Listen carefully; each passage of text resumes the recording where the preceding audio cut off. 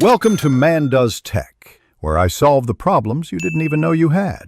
In this video, I will explain how to play DBZ Fighterz on Android.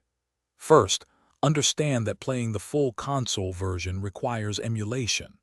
This demands a high-end Android phone with a powerful processor and sufficient RAM, typically 6 GB or more, for acceptable performance.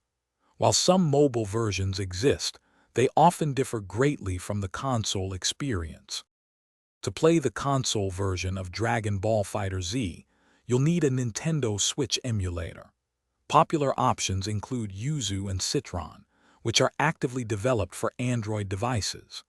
Ensure your phone meets the emulator's minimum requirements, often a Snapdragon 845 or better, for a playable frame rate. Always download your chosen emulator from its official or a trusted source to avoid potential issues. Once your emulator is installed, you'll need the Dragon Ball FighterZ game file, typically in NSB format. Remember to legally obtain your game files from your own purchased copy.